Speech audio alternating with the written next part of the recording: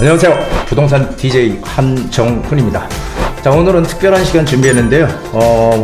오늘 긴급 초대석을 마련했습니다. 초대석의 주인공은 이승훈 소장입니다. 인사 주시죠. 네, 안녕하세요. 반갑습니다. 이승훈 소장입니다.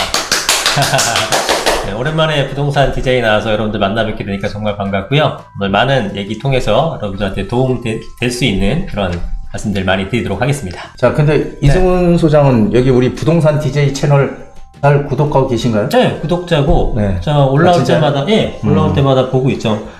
실제로 많은 이제 현장의 정보들도 얻을 수 있고, 또 인사이트에 있는 얘기들이 나오기 때문에 보면서 저도 많이 실제로 다양한 의견을 접하면서 배우고 있습니다. 뭐, 여기 여러분들도 보시게 되면, 보신 분들 잘 아시겠습니다만, 수많은 채널들이 있는데, 우리 DJ 채널은 진짜, 업로드도 많이 되고, 그 다음에 다양한 정보를 주시니까 굉장히 좋은 것 같더라고요. 많이 그러면은 주변에 많이 좀 얘기 좀. 예, 많이 이미 얘기하고 있고. 예. 자, 오늘 주제를 이렇게 정해봤는데, 그 아파트 시장과 빌라 시장을 조명하는, 집중 조명하는 그런 시간으로 준비를 해봤어요. 자, 먼저 세미나 공지부터 합니다. 11월 6일 수요일 오후 2시고요. 자, 이제 벌써 11월 달로 접어듭니다. 주제가 중요하죠. 주제 한강변 1급지 마지막 1억대 투자처 공개로 준비해봤습니다. 한강변과 역세권의 가치에 대해서 정말 많은 얘기를 드렸는데, 한강변 궁금하신 분들 오십시오. 1억대 투자처 사실 많지 않습니다. 아니, 거의 없다고 봐도 되겠죠. 선착순 10명이고요. 예약 필수입니다. 자, 많이들 오셔서 궁금증 그리고 투자처까지 알아보는 시간 많이들 가져가시기 바랍니다. 자, 먼저 아파트 시장, 빌라 시장. 네. 어떻게 보면 쌍대 축이라고 할 수 있는데요. 우리가 차익형 부동산 시장에 2024년 성적표부터 좀 간단하게 좀 정리해 볼까요? 일단 아파트 시장은 여러분도 많이 이제 접해 보셨겠지만, 강남을 비롯한 소위 핵심 지역 같은 경우에는 정말 눈에 띄게 상승을 했습니다.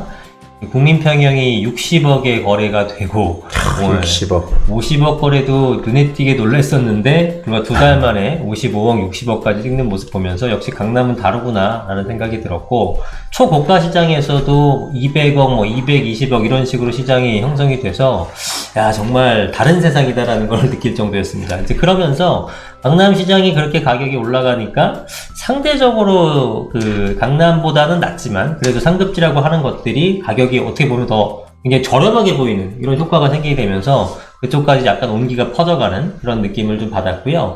그러면서 그러한 그 상급지 위주로는 가격이 전반적으로 좀 상승을 했고, 그러나 우리가 최근 들어서 많이 나오는 키워드인 양극화, 이게 정말 뚜렷한 한 해기도 했는데, 외곽에 있는 것들이나 지방 쪽에 있는 시장은 여전히 가격이 오르지 못하거나 심지어 떨어진 지역이 있었던 반면 정말 뜨거운 지역은 크게 오르는 그런 한 해였습니다. 근데 빌라 시장도 크게 다르지는 않습니다. 전체적인 모습은 빌라에서도 인기가 있었던 한강변 주변들, 용산 일대라든가 등등등 이런 것들은 굉장히 거래가 활발했고, 또 실제로 수요 대비 공급이 대단히 부족하다 보니까 가격이 크게 오르는 모습을 보였고요. 반면에 외곽지에 있는 것들은 제가 봤을 때는 굉장히 저렴하다 느껴짐에도 불구하고 거래가 되지 않는 그런 지역도 꽤 많았습니다. 역시나 마찬가지로 지금은 입지 중심으로, 빌라든 아파트는 입지 중심으로 좀 움직이고 있는 모습이다. 뭐 이렇게 정리할 수 있을 것 같습니다. 그러니까 아파트 시장이 올해 1월부터 이제 본격적으로 막 상승을 이제 거래량이 막 늘어나기 시작했잖아요. 그러면서 계속 거래량이 9월달까지 계속 늘어났었죠. 근데 빌라 시장이 사실은 안 좋았잖아요. 뭐 전세 사기나 전체적으로는 이런 것 때문에 안 좋았잖아요. 그리고 공급이 거의 없었어요. 그게 문제죠. 그래서 지금 신축에 대한 희소가치 이런 얘기를 참 많이들 하시는 것 같아요. 그래서 지금도 역시 앉아주고 있나요? 네, 지금 가장 큰 문제는 공시가 126% 제도라고 하는, 그것 때문에 사실은 거래가 늘질 못하고 있거든요. 왜냐하면 사실은 이제 빌라를 제 실거주로 들어가시는 분들 물론 있거니와 투자 시장 쪽으로도 많이들 고려들 하시거든요. 여러분들도 이제 빌라를 투자할 때 뭐 재개발이라든가 뭐 모아타운 그런 게 많은데, 이런 것들을 기대하면서 구입하는 수요가 많고, 그러면서 그것들이 이제 전세를 이제 또 공급해주는 이런 역할을 했습니다만, 지금은 어떻게 보면 인위적으로 전세를 막아서 전세가 상한제나 다름없는 제도를 하다 보니까 전세가가 낮아지고, 그러면은 공사비나 땅값은 올랐는데 매가는 높은 상태니까 갭이 벌어지게 되면서 투자자가 쉽게 접근이 못하는 이런 상황이 이제 돼버린 거죠. 그래서 입지가 좋다면은 향후에 이제 아파트가 바뀌게 되면은 그 정도 갭도 감안하면서 투자를 할 수가 있지만 그런 게 기대가 안 되는 지역에서는 갭만 벌어지다 보니까 상대적으로 투자 수요가 붙지 못하면서 가격이 따라가지 못하는 이런 현상이 좀 생겨났죠. 그러니까 빌라 시장도 그러니까 이제 그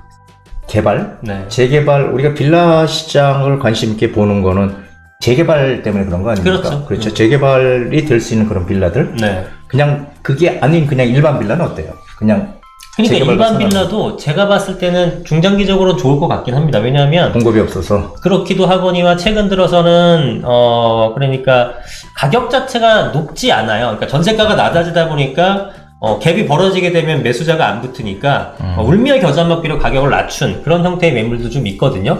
그런 것들은 이제 추가적으로 지금 토지 가격이나 어쨌든 공사비가 다 늘었다는 건 다 알고 계실 텐데 그걸 감안하게 되면 원가 이하의 물건들이 많이 있습니다. 그렇죠. 네. 있을 수 있죠. 그래서 그런 것들도 갭이 좀 작은 것들은 매입해도 충분히 괜찮을 것 같은데 여전히 아직은 뭐 인식 같은 게 전세 사기에 대한 인식, 그 다음에 전세가가 오르지 못한다는 그런 인식 때문에 좋은 매물임에도 거래가 안 되는 것들이 좀 있는 것 같아요. 맞아요. 올해는 그러니까 요즘 지난해에도 그렇고 시장을 보면은 막 상승하다 또 잠깐 또 주춤했다가 다시 네. 또 상승하고 이렇게 좀 이렇게 좀 연동이 좀 심한 심하죠. 그런 시장으로 전개가 되지 않았나 싶습니다. 그렇다면은 올 하반기 이후에 네. 그러니까 내년 내년. 시장 네. 2025년 그렇죠. 이제 곧 한 달, 두 달만 있으면 이제 벌써 바로 이제 끝납니다. 야, 그러니까 올해 시장이 이렇게 시간이 빠르게 갑니다. 나이가 한 살 더 먹는 거죠. 네. 2025년에 그 아파트 시장과 빌라 시장은 올해와 똑같을까요? 아니면 좀 더 뭔가 달라지는 그런 경우가 있을까요? 예, 일단은 공급 부족에 대한 얘기를 계속 안 할 수가 없는 건데 아파트 시장이 올해 굉장히 많이 줄었고 내년에는 일시적으로 살짝 올라간다고 합니다만 26년도부터는 계속 급전직하, 뛰죠. 급전직하하는 그런 모습을 보이고 있기 때문에 뭐 어차피 뭐 갖고 있다가 6개월, 뭐 1년 이렇게 팔 건 아니고 어차피 구입하게 되면 최소한 수년에서 길게는 7, 8년, 10년까지도 바라보고 투자를 하시기 때문에 내년에 잠깐 뭐 공급량이 살짝 입주 공인전이 늘어난다고 하더라도 중장기적으로 26년, 27년도의 입주 물량 같은 건 사실상 확정난 거잖아요. 공사 기간이라는 게 있기 때문에. 그렇죠. 그렇다면 이제 내년서부터도 사람들이 이제 이런 공급 부족에 대한 인식이 좀 강해지게 되면서 매수할 걸로 보여집니다. 다만 관건은 공급 부족으로 중장기적으로 상승할 것 같지만 대출에 대한 규제가 지금 계속 강화는 될 것 같아요. 또 DSR도 내년에 또 강화가 되고 그래서 금리는 인하되지만 거기에 발맞춰서 대출 한도를 줄여버리고 또 실제로 지금 1금융권이 굉장히 기준금리 인하가 됐음에도 가상금리를 높이면서 실질적인 대출금리가 크게 낮아지진 않았거든요. 이런 것들이 언제까지 정책적으로 하느냐에 따라서 매수세가 사고 싶지만 살 수가 없잖아요. 대출 안 해주면. 그래서 그런 부분이 좀 이렇게 이해관계가 부딪히게 되면서 어느 쪽 에너지가 더 클지를 봐야겠습니다만 근데 결국은 대출 규제라는 거를 이렇게 계속할 수는 없어요. 이렇게 뭐 수년간 계속할 수는 없기 때문에 이거는 결국 에너지가 응축된다고 봐야겠죠. 냅두면 조금씩 올라갈 거를 인위적으로 억지로 누른 거기 때문에 결국은 튀어 올라갈 수밖에 없다. 그러면 적절히 지금 오히려 가격이 이것 때문에 못 올라갈 때 매수하시게 된다면 기다리게 되면은 당연히 가격은 올라갈 수밖에 없죠. 왜냐하면 물리적으로 공급이 부족, 서울을 기준으로 했을 때 서울의 아파트 공급이 부족한 거는 이제는 뭐 누구나 다 아는 사실이기 때문에 이거에 대해서 가격 상승을 막을 방법은 없지 않을까라고 판단을 하고 있습니다. 그 아실이라는 사이트 있잖아요. 아실에서 보면은 서울에 매년 공급돼야 될 네. 그 입주 물량이 48,000 가구 정도라고 서울이? 해요. 네네. 서울 같은 경우에. 네. 그러면은 내년에 공급 물량이 일시적으로 늘어나는 게 네. 그래도 늘어난다고 해도 그거보다는 아래잖아요. 그거보다는 아래예요. 그렇죠. 네네. 아래죠. 근데 2026년도에는 확 이건 떨어진다. 바닥입니다. 네. 거의 완전히. 보이질 않아요. 그렇다면은 이 공급 부족을 해결하기가 단기간에 해결할 수 방법은 없는 거죠? 해결할 그래요? 방법이 없죠. 그래서 지금부터라도 이제 빌라를 많이 줘야 되나? 빌라를 또 이제 어쨌든 공급은 해줘야 되는데 사실 아파트와 또 빌라 시장은 약간 양분되는 부분이 있어서 아파트를 활성화시키기 위해서 재개발 재건축을 빠르게 추진할 수 있는 여러 가지 정책을 하고 있습니다만 그런 것들이 실질적으로 움직일 수 있게 좀 도움을 줘야죠. 네. 그래서 지금 내년 시장도 결국은 이 아파트 시장이 나쁘지 않다는 얘기를 하시는 거죠? 네, 내년 시장도 좋죠. 그런데 이제 요즘 유튜브 보면은 내년에 뭐 많이 폭락한다 이렇게 얘기하는 사람들도 있거든요. 네. 근데 정말 그 폭락한다는 얘기가 아직도 지금 나오고 있는데 지금 물론 지금 가격이 어떤 거래량이 줄어드는 거 사실이고요. 네. 그러면서 좀 주춤주춤 좀 관망세 뭐 이렇게 네. 숨고르기 장세 뭐 이렇게 얘기 표현들을 하는데 지금 그런 상황으로 지금 가고 있는데 이게 지금 뭐 계속 떨어질 것이다 이렇게 얘기하는 사람들 꽤 있는 것 같아요. 그러니까 이게 사실은 뭐 모든 재화가 마찬가지지만 부동산도 한없이 계속 오를 수 있는 건 아니고 올라가다가 잠깐 이제 고압되는 분위기가 있죠. 내지는 뭐 살짝 조정을 받을 수도 있어요. 그런데 그러한 형태를 지금 수십 년 동안 하게 되면은 올라갈 때 많이 올라가고 내려갈 때 조정할 때 조금 받고 다시 올라갈 때 많이 올라가서 결국은 장기 우상향 패턴으로 왔지 않습니까? 그거랑 똑같은 거예요. 근데 쭉 올라가다가 지금처럼 잠깐 주춤하게 되면은 이 방금 말씀하셨던 그 하락론이 득세를 합니다. 네, 그러면서 득세. 근데 솔직히 이분들 얘기하시는 거 보면 2015년, 16년 제가 유튜브를 그때부터 봤는데 계속 하락론이 있었단 말이에요. 그게 앞으로도 없어지진 않을 겁니다. 계속 하락으로 갈 계속 하락으로 얘기를 하겠죠. 그러니까 거의 10년째 주구장창 계속 그 얘기를 하시는데 그거에 대해서 계속 호응해 주신 분들이 있어요. 그거를 과거를 딱 데이터를 비교하게 되면은 이분들이 틀렸다라는 걸 보시면서도 그냥 믿고 싶지 않으신 분들이 있는 것 같아요. 맹목적인, 그러니까 약간 당위성이죠. 떨어져야만 떨어져야 한다. 된다. 예, 그런 생각을 갖고 있고 내가 주택이 없으면 떨어지는 게 좋으니까. 예, 나도 모르게 편향적인 어떤 해석을 하게 되면서 저 말이 맞을 거야 라고 하게 되면서 그냥 거기에 맞추는 거죠, 내 생각도. 그런 분들은 없어지진 않을 것 같고요.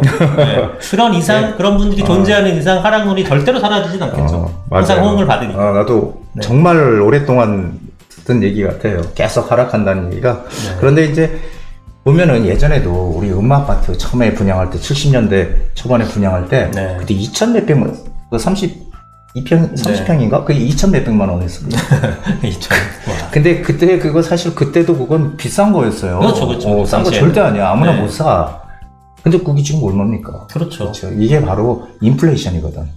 이게 되게 중요한 지적을 해주셨는데 과거에 지금 우리가 봤을 때 명목금융이 굉장히 싸 보였지만 그 시절로 돌아가 보면 비쌌거든요. 그렇지. 그러니까 싼 이게- 적은 없어. 네. 과거를 딱 그 금액을 보게 되면 5년 전에 우리가 강남의 아파트 가격이 뭐 30억 이렇게 됐을 때 말도 안 되는 거품이다. 더 이상 이게 어떻게 올라가느냐 이런 얘기를 했어요. 평당 1억이 말이 되느냐 라고 했지만 지금은 평당 1억 5천을 넘어서고 있거든요. 그러니까 우리가 보는 현재 시점에서의 금액은 언제나 비싸게 느껴집니다. 항상 거품이 낀 것처럼 느껴져요. 그러나 그게 아니라는 거죠. 시간이 지나면서 결국 계속 금액이 상승할 수밖에 없다. 맞아요. 나도 이렇게 투자를 해보지만 네. 항상 투자할 때 비싸다는 생각을 했어도 네. 싸다는 생각을 한 번도 해본 그쵸, 적 그쵸. 없었던 것 같아요. 네. 네, 사실. 그렇습니다. 그래서 뭔가 그런 거 판단을 할 때 좀 냉정하게 이렇게 해야지 너무,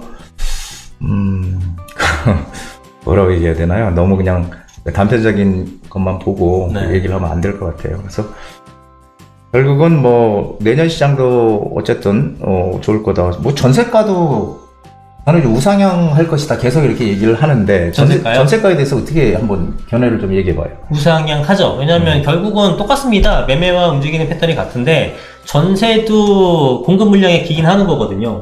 그런데 공급 물량, 그러니까 신축 매물이 안 나타난다는 것은 매매 물량 새 것도 안 나오는 거지만 전세 물량도 안 나온다는 얘기거든요. 그러면은 꾸준하게 수요 유입은 되는데 거기에 대해서 지분 한정적이면은 당연히 전세가 상승할 수밖에 없죠.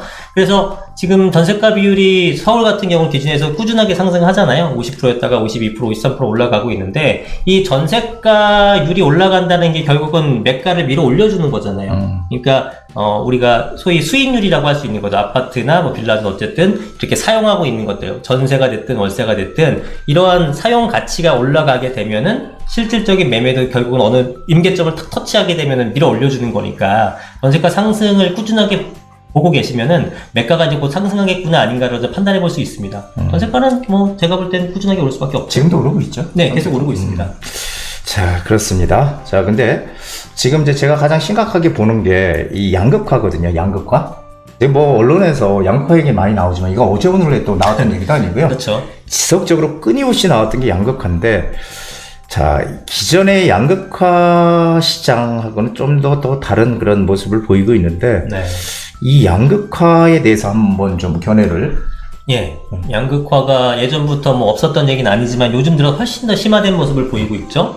뭐 여러 가지 이유가 있겠습니다만 일단 대표적으로 세금 관련해서 다주택자에 대한 규제가 여전히 심하다 보니까 당연히 자금이 많은데 그러한 규제가 없으면은 여러 주택을 구입할 수 있을 것 같아요. 그럼 여러 개가 가격이 상승하게 되면서 수익을 얻을 수 있으니 이걸 똘똘한 한 채 왜 살까? 아니면은 뭐 이런 것들 괜찮은 거 여러 채를 살까를 고민해 볼 수가 있는데 그런 고민을 싹 다 없애버렸죠. 지금은 안 좋은 거 두 개 있어도 뭐 종부세가 황창 올라가고 이러다 보니까 야 그럼 내가 돈이 많건 적건 간에 똘똘한 한 채로 가야겠다라고 얘기를 하다 보니까 자금력이 있으신 분들도 아주 좋은 거 하나, 그러니까 강남 쪽 시장이 지금 난리가 난 게 정책적 실패에 기인한 것도 상당히 좀 크다고 봅니다. 정책적 실패. 네, 그래서 취득세 부분도 그렇고 양도세는 지금 뭐 국회 통과는 안 됐습니다만 정부의 시행령으로 잠깐 일시적으로 다주택 중간을 막고 있습니다만 취득세 같은 것도 정부에서는 풀어준다고 했으나 여야 합의가 안 되면서 계속 높은 비율을 유지를 하고 있단 말이에요. 근데 취득세도 네. 우리 양도세처럼 네. 지방세법을 바꿔서 네. 시행령을 바꿔가지고 네. 할 수 있지 않을까요? 시행령을 바꿔서? 우리 이제 양도세처럼. 네. 그런데 지금 왜 안 해? 근데 뭐 시행령을? 왜 안 바꿔? 취득세? 네. 그러니까 근본적으로는 사실은 법을 바꾸는 게 맞기는 한데 지금 뭐 거소야대 측면에서는 이게 좀 요원한 일이고 정부에서 이렇게 한다고 하니까 뭐 어떤 분들은 되고 있는 줄 아시는데 그렇지는 않고요. 지금 법 개정사항이다 보니까 그게 어려운데 아니 그걸 그러니까 지방세법 시행령을 바꿔서 할 수 있다는. 예, 지방세법 시행령 바꿨으면 좋겠습니다. 근데 왜 안 하지? 네, 그러게요. 그 대외 활동 많이 하시잖아요. 네. 그러니까 좀 그런 것도 좀 건의 좀 하고. 아니 저는 근데 솔직히 그렇게 간담회 같은 데 가면은 이 얘기 진짜 많이 합니다. 네, 이 얘기 정말 많이 해요. 그래서 항상 그걸 물어봐요. 저한테도 지금 똑같은 질문이 들어옵니다. 왜 이렇게 집중이 되냐? 왜 이렇게 어디는 하나도 안 움직이고 어디는 이렇게 되냐? 이 세법적인 게 문제다라고 얘기는 항상 드리는데 말을 안 이게 들어. 전달이 안 되는 건지 모르겠어요. 전달이 안 돼요. 네, 전달이. 네. 그래서 그런 문제 물론 우리 사회가 당연히 좋은 거로 가려는 그런 심리가 있겠습니다만 그거에 앞서서 그런 정책적인 부분이라도 좀 완화시켜 줘야지만 그런 부분이 좀 사라지지 않을까 싶어요. 너무 과도하게. 근데 이게 부작용이 강남이라든가 뭐 이런 좋은 지역에 딱 집값이 올라버리면은 어제 말씀드렸다시피 다른 지역에는 물건이 되게 싸 보이는 현상이 생겨서 같이 올라버리거든요. 아파트 하나가 예를 들어서 뭐 20억이다. 비싼 건데 강남은 60억인데 이러면은 마포의 20억짜리가 싸게 느껴져요. 원래 비싸야 되거든요. 그렇지. 비싼 건데 그러다 보니까 거기도 좀 올라가도 되지 않을까? 이런 현상이 생기다 보니까 이런 거부터가 좀 풀어주는 게 낫지 않을까? 그리고 분산해서 이렇게 그런 다주택의 규제를 풀어주게 되면은 여러 똘똘한 한 채에서 분산되게 되면 강남 집값도 좀 잡을 수 있을 것이고 상대적으로 분산되니까. 그리고 다주택자들이 뭐 순기능도 있잖아요. 그 전세 같은 거나 월세 같은 것도 제공해줄 효과가 있으면 그런 것도 좀 안정화될 수 있고. 저는 다주택자가 우리나라에서는 투기꾼이라는 프레임이 쓰여져 있는 바람에 그거에 대해서 굉장히 강력한 규제가 들어오는데 그거에 대한 부작용이 훨씬 더 크다 중장기적으로는. 그래서 이런 거 좀 풀어줬으면 좋겠습니다. 지금 그 취득세, 이 다주택자들한테 지금 가장 크게 와서 닿고 있는 건 그 취득세 중과거든요. 이것 때문에 사실 움직이지 못하는 지금 상황인데, 네. 이 다주택자 취득세를 중과를 지금 취득세가 풀리질 않으니까 지금 문제가 양파가 커진다는 게 이런 거예요. 그러니까 한마디로 똘똘한 한 채의 쏠림 현상이 심해진다. 네. 그러니까 집이 내가 서울에 한 채가 있고 만약에 지방에 5채가 있다. 그러면은 혜택을 보려면 지방 걸 다 팔아야 되거든요. 예. 다주택자가 안 되려면. 그럼 서울에 하나 남겨놔야 되잖아요. 그렇죠. 그러면 어떻게 돼요? 매물이 오히려 지방으로 쌓일 수 있는 거죠. 거래도 안 되고. 네. 그러다 보니까 서울 같은데 이런 어떤 똘똘한 지역들, 이런 지역들은 오히려 그런 걸 팔아서 살 수가 있지만 오히려 지방은 매물이 쌓이는, 그래서 양극화가 더 커지는 이런 현상을 지금 정부에서 만들고 있다, 저는 그렇게 생각을 해요. 그러니까 같은 맥락의 얘기인데요. 네. 그래서 양극화가 이렇게 가면은 점점 더 심해질 것이다, 이렇게 저는 이제 생각을 합니다. 자, 그렇다면은 양극화는 점점 심해지는 거는 맞는데 요즘 원래 계속 부동산이 1월에 거래량이 막 늘어나기 시작하면서 거래량이 폭발적으로 증가하다가 8월 달에 대출 규제, 네. 대출 규제가 나오면서 시장이 주춤주춤하고 있죠. 그래서 근데 또 반대로 네. 미국이 기준금리를 인하했죠. 인하했죠. 야, 인하 이거 얼마 만에 한 거예요. 인하했는데 그래서 우리도 10월에 지금 한 차례 인하했잖아요. 네. 인하했어요. 그래서 이게 지금 참 아이러니 같아요. 정부의 대출 규제. 금리를 인하를 하는데, 네. 정책적으로 인하를 하는데, 또 대출은 또 규제를 하고. 그렇죠. 그래서 이게 지금, 이게 뭔가 엇박자가 아닌가, 이런 생각을 좀 하는데, 네. 그럼 여기에 대해서 어떻게 생각하세요? 이게 대출 규제, 금리 인하, 이거 과연 어떤 게 힘 더 셀까? 그러니까 이제 사실 뭐 정부의 입장이나 그런 이런 스탠스에 대해서는 뭐 전혀 이해가 안 가는 건 아니긴 합니다. 왜냐하면 이제 정부나 한은총재가 나와서 얘기했던 거 보게 되면은 우리나라 가계부채 비율이 많긴 많잖아요. 전 세계적으로. 뭐 미국 같은 경우가 부채가 많은 거는 이제 국가부채인 거고, 우리나라는 뭐 국가부채는 적습니다만 가계부채가 많은 거라 이거에 대한 관리를 해야겠다라는 그런 뭐 방향성 자체는 맞는 거죠. 근데 이번에 그 3분기 GDP 통계가 나왔을 때 0.1인가로 나왔습니다. 그래서 예상보다도 한참 낮게 나왔거든요. 그래서 한국은행이 금리 인하를 좀 너무 늦게 한 것 아니냐라는 실기론도 나오고 있고, 그래서 제가 봤을 때는 금리 인하는 좀 더 빨리 했어야 된다. 그런데 정부랑 한국은행에서 이러한 정책을 취했던 이유는 부동산 가격이 오를까봐 그게 걱정돼서 좀 이런 그렇죠. 말씀 직접 하셨거든요. 맞아요. 근데 그렇다면은 지금 경제가 굉장히 안 좋고 사실은 중소기업이라든가 이런 데는 금리가 높아가지고 굉장히 힘들어하는 상황이었기 때문에 경제는 살리기 위해서는 금리를 인하를 하고, 그 다음에 금리 인하를 통해서 그것들이 부동산 시장으로 쏠리진 않게 그거에 대해서 이제 차단하는 방식이 더 좋았다고 봅니다. 이거를 부동산 가격이 오를까봐 경제가 죽어가고 있는데 금리를 늦추는 걸 좀 더 늦추자. 이거는 잘못된 판단이라고 저는 판단을 해요. 할 건 하고, 그 다음에 여기서 쏠리는 거를 좀 막는 방법이 좋았을 것 같은데, 여하튼 지금 그런 상태고, 그래서 대출 규제를 막기 위해서 기준금리 내렸지만 가상금리는 올려버리는 이런 정책을 취하고 있습니다만, 이거는 글쎄요, 단기적인 효과밖에 일으킬 수가 없는 거고. 맞아요. KDI에서 그 보고서 발표했잖아요. 그래요? 거기에 네. 이 대출 규제가 무슨 뭐 이번에 뭐 처음 하는 거 아니잖아요. 우리 계속 여기까지 네. 항상 먼저 한 게 대출 규제예요. 네. 이게 효과가 최장 길면은 6개월. 네. 맞아요. 단기 효과밖에 없다. 일시적밖에 이게 안 나왔어요, 돼요. 보고서가. 네. 항상 그래 왔기 때문에 대출 규제가 처음이 아니고 예전부터 계속 있었습니다. 그래서 실질적인 대출 규제가 좋은 거는 단기적으로는 분명히 집값을 잡아냅니다. 왜냐하면 돈을 안 빌려주는데 어떻게 삽니까? 그건 사고 싶어도 못 사는 거죠. 근데 그게 유효 수요 자체를 집을 안 사고 싶게 만드는 게 아니라 사고 싶은 마음은 계속 강렬한데 못 사게 하는 거잖아요. 이건 계속될 수가 없는 거예요, 중장기적으로. 그래서 이게 풀리는 시점이 나오게 되면 결국은 그동안 못 올랐던 것까지 한꺼번에 튀어 올라가기 때문에 이런 정책이 올바른 건 아니다. 오히려 그렇게 되게 되면 또 팍 튀어 올라가고 사회 전체가 막 영끌러들이도 생길 수도 있는 이런 부분이라서 적절하게 좀 대출 규제에 대해서도 풀어주게 되면서 좀 가야 되지 않을까. 그게 더 시장을 안정화하는 데 도움이 될 것 같습니다.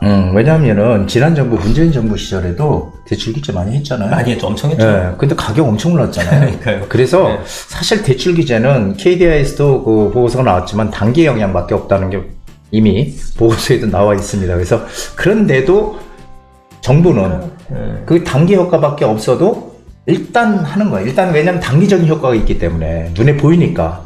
그래서 대출 규제를 하는 거고요. 그렇기 때문에 저는 오히려 이 금리 인하에 대한 그런 효과는 당장 나오는 것보다는 이게 금리 인하가 돼서 뭐 된다고 해가지고 갑자기 부동산이 막 오르고 그런 건 아니에요. 하지만 이것은 오히려 단기가 아닌 중장기적으로 이 금리 인하가 계속 지금 처음 했지만 이게 이번 한 번만으로 끝나는 게 아니잖아요. 왜냐하면은 이 정책이 미국의 이 경제 정책이 완전히 지금 턴했기 때문에 그렇죠. 그래서 계속 이제 금리 인하가 시작이 될 텐데 이제 거기에 대한 어떤 우리가 이제 금리 인하 앞으로 계속 되네. 이렇게 사람들이 심리적으로 믿는다면 네. 그렇다면은 오히려 이 금리 인하의 효과가 이 대출 규제를 훨씬 누를 것이다. 이렇게 저는 뭐 당연히 그렇죠. 보고 있습니다. 인하는 뭐 막을 수가 없는 거고 또 공급 부족도 지금 문제가 된 상태에서 대출 규제를 언제까지 막을 수 있겠느냐 이 부분을 그렇지. 생각하시는 게 맞고요. 중장기적으로 집값을 잡기 위해서는 공급을 많이 해줘야 되지 이렇게 단편적인 정책으로는 한계가 있다고 말씀드리고 그러니까 싶습니다. 제가 이제 항상 그 강의할 때 이제 가끔 얘기하는 건데 네. 진보 정권이 이제 딱 정권을 잡잖아요. 네. 그러면 무조건 규제, 그러니까 뭐 대출 규제든 뭐든 직접적인 그 타격을 가해가지고 네. 집값을 안정시키겠다. 네. 이게 이제 그 진보 정권의 어떤 전략이고요. 그렇죠. 보수 정권이 들어오면 또 똑같아. 뭐예요? 공급을 늘려가지고 네. 집값을 안정시키겠다. 네. 어떻게 그렇게 똑같은지 몰라요. 네, 맞습니다. 근데 저는 공급을 늘려야 되는 게 맞다고 생각을 해요. 왜 그러냐면은 이 우리가 강남 3구가 어떤 그 투기의 타겟, 그러니까 한마디로 집값을 가장 먼저 끌어올리는 그런 주 지역이죠, 아주 그냥 주 지역으로 이렇게 타겟으로 돼 있지만 저는 항상 생각하는 게 그거죠. 강남 3구에 아파트가 전체 우리나라 전 국토에 2%밖에 안 된단 말이에요. 2%밖에. 그 2%에다가 왜 그냥 거기다가 신경을 쓰냐 이거죠. 강남도 우리 그냥 상식적으로 생각해 보면은 그냥 공급을 뭐 재건축 지금 연한이 얼마예요? 20년? 30년. 네. 30년인가? 네. 리모델링이 15년. 네, 15년. 30년 돼서 재건축을 한다? 그게 아니고요. 만약에 이건 그냥 가정이에요. 가정이지만 그냥 20년만 돼도 재건축 다 할 수 있게끔 해줘. 그냥 막 다 해. 네. 정부에서 밀어줄게. 그럼 강남에 엄청나게 집 많이 지어질 거 아니에요. 그렇죠. 그럼 집값이 싸질까요? 비싸질까요? 싸지겠죠. 당연히 당연히 여기저기 공급을 막 많이 공급 많이 하니까 네. 결국은 저도 공급을 많이 해서 집값을 잡아야 된다는 거는 분명히 저도 뭐 인정을 하고 그렇게 가야 되는 방향은 맞다고 보는데 문제는 공급이 빨리 안 늘어난다. 그렇죠. 그게 빨리 안 되죠. 이게 무슨 진짜 그냥 후다닥 하룻밤 사이에 그냥 뭐 지어서 후다닥 늘어나면 되는데 이게 재개발이나 재건축 이게 본래 이 철거하고 네. 착공 시작해서 나중에 준공 때까지 보통 한 3년 잡잖아요. 네. 그게 이게 시간이 너무 많이 걸려요. 너무 걸리죠. 요즘 들어선 네. 3년도 빡뜩하고 한 거의 요즘 4년. 그러지 맞아요. 요즘은 더 걸릴 거야 아마. 네. 그렇죠? 그래서 이게 그러다 보니까 정부에서 지금 그 고육지책으로 그 빌라들을 갖다가 네. 정부에서 SH 사들여가지고 네. 그걸 갖다가 뭐 월세를 준다 뭐 이런 거 있잖아요. 무제한 공급 어. 매입하겠다. 왜냐하면 빌라는 빨리 질 수 있으니까 그만큼 지금 공급에 대한 그런 부족에 대한 그 인식을 정부에서 지금 강하게 하고 있다는 그런 얘기입니다. 자, 그래서 2024년 하반기 부동산 투자 아파트 이 빌라는 한마디로 이 재개발 예. 되는 그 재개발의 유형이 많잖아요. 그렇죠. 그 재개발된 빌라를 얘기하는 겁니다. 네. 아파트에 투자를 하는 거, 빌라에 투자를 하는 게 나을까? 어디에 하는 게 나을까? 하반기 부동산 투자. 하반기 부동산 투자.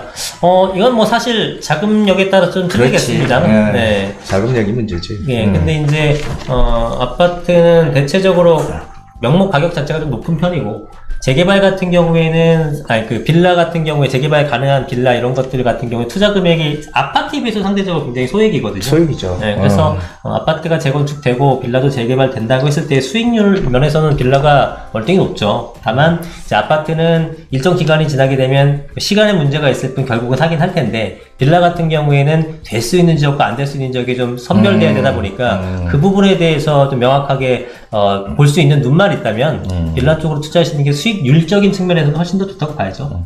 그러니까 이게 빌라도 이 재개발이 될 수 있는 그런 빌라들, 그런 빌라들 중에서 보는 눈이 중요하네요. 그렇죠. 그게 중요하죠. 그렇죠. 네. 그래서 전문가가 필요한 거죠. 맞습니다. 그러니까 저는 그런 얘기 많이 합니다. 사실 방향성만 우리가 안다면 지금 시장이 어떤 방향으로 가고 있구나 이런 방향성만 안다면 그 다음은 전문가한테 맡겨도 돼요.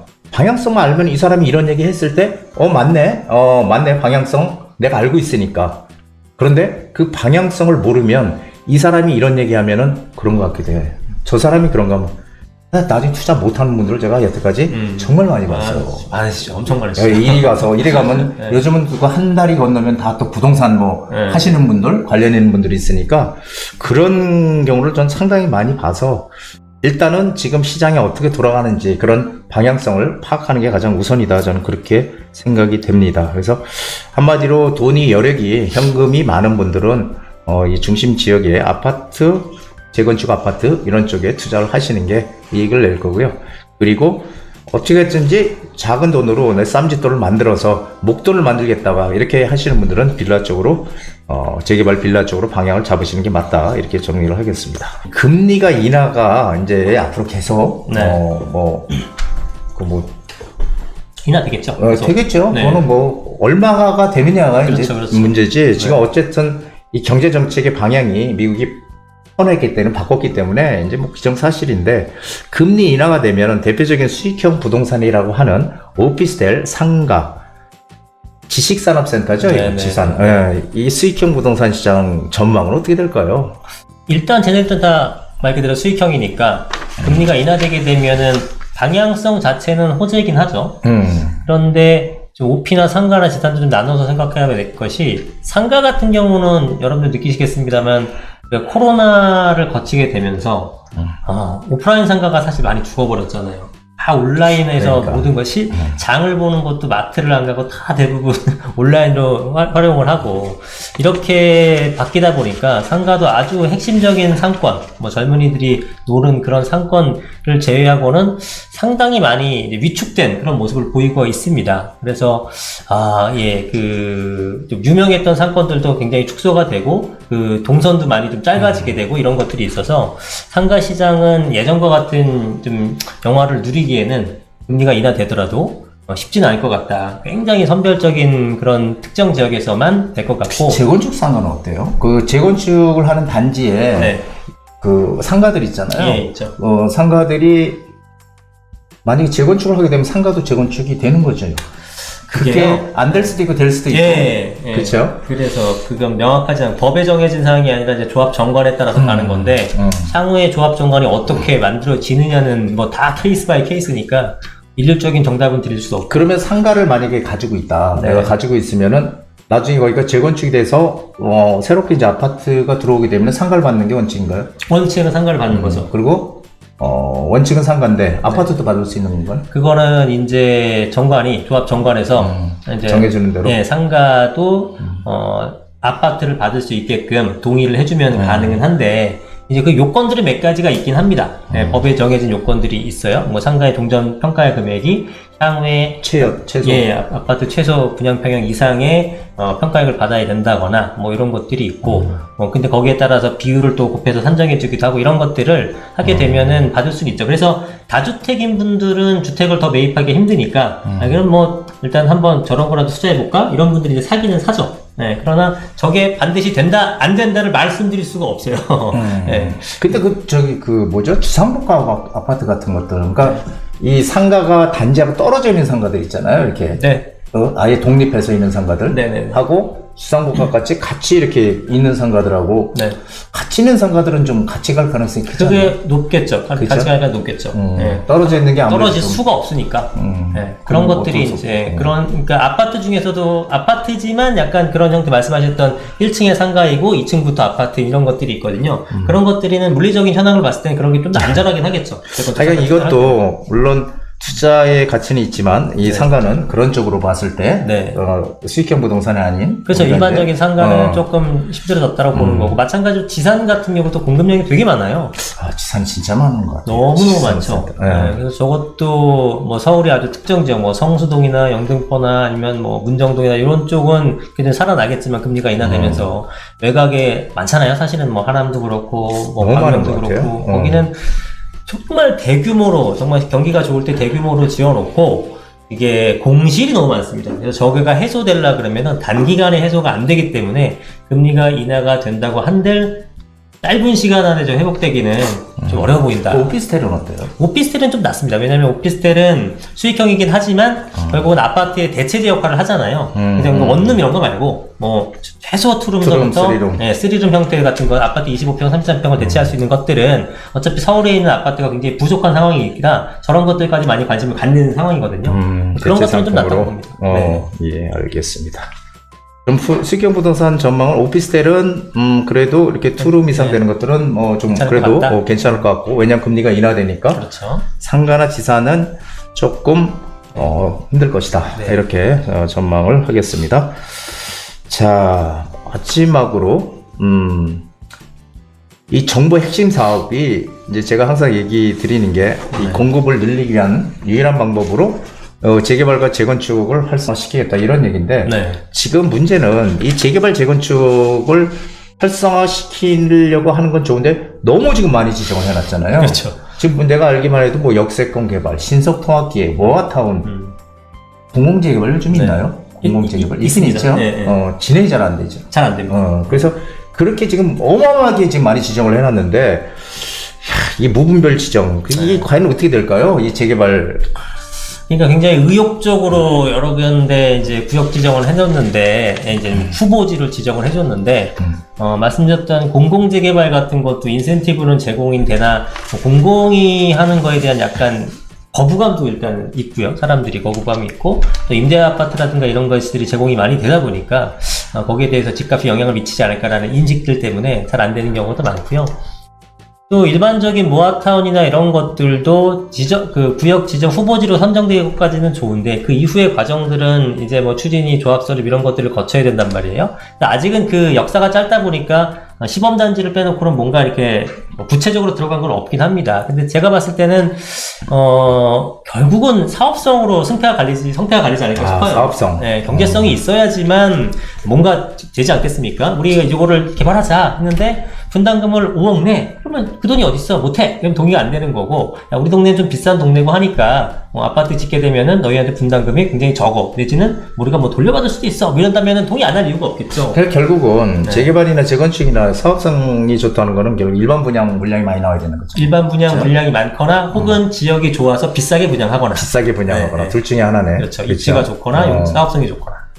야, 그런 점은 되겠죠. 입지 가치는 원래부터 옛날부터 뭐 중요하지요. 그렇죠. 근데 네. 지금은 그 사업성이 되게 붉어지는 것 같아요. 그렇죠. 왜 그러냐면은 아시다시피 뭐 건축비 어마어마하게 오르고 너무 올랐죠. 철근, 뭐 콘크리트, 이 원자재 값들이 너무 많이 올라서 그래서 사실 지금 파토나는 데들도 있잖아요. 많죠. 그렇죠. 네. 그래서 이 사업성이 되게 중요한 것 같아요. 이 재건축 시장도 역시 마찬가지겠죠. 똑같습니다. 공사비가 증액된 거는 강남이나 강북이나 지방이나 똑같이 공사비가 올라간 거기 때문에 맞아요. 직접적인 타격을 입는 거는 조금 비핵심 지역들, 그런 지역들이 이제 좀 심각하죠. 그러니까 결국은 재개발이나 재건축도 양극화가 점점 네, 심해지니까 어쩔 수가 없습니다. 심해지니까 결국은 사업성, 입지 이런 네. 것들을 보고 들어가야지. 그 지금 지정을 어마어마하게 해놨는데 네. 그것들이 다 진행이 될 거라고 믿는 사람이 많을까요? 네? 저는 별로 없다고 보거든요. 네, 점점 이제 사람들이 알고 있죠. 알죠, 네, 이제. 알게 되죠. 그래서 사실은 그래서 진행이 될 수 있는 곳, 이런 곳들을 어떻게 찾아 들어가느냐가 내 가치, 투자 가치를 높이고, 그리고 이익을 극대화할 수 있느냐, 없느냐의 그 차이다라고 저는 생각이 되네요. 자, 그래서 오늘 이렇게, 우리 이승훈 소장, 네. 하고 함께 오랜만에 한번 긴급 초대석을 만들어서 한번 지금 진행을 해봤어요. 그러니까 많은 분들이 사실 지금 갈피를 못 잡고 있거든요. 그쵸. 더 떨어진다는 사람들도 있고, 아니다, 일시적이다, 이렇게 다시 오를 거다, 이렇게 생각하는 분들도 있고 해서 좀 더 이제 확신을, 왜냐면은 지금 뭐 그 방송 많이 좀 나가고 한다는 거 알고 있기 때문에, 그렇죠. 네. KBS 나갔어요? MBC 나갔어요? KBS 나가고 SBS 나갔고 그러니까 불러주는 나가죠. 공영방송에 이렇게 나가는 분을 모셔서 한번 좀 공신력을 가지고 한번 얘기를 해봤습니다. 자, 오늘 초대 손님으로 이승훈 소장이었습니다. 고맙습니다. 네, 다음에 또 나오세요. 예. 한정훈의 부동산 DJ에서는 여러분들의 고민을 기다립니다. 영상을 보시고 투자에 관심 있으신 분은 지금 바로 연락 주시기 바랍니다.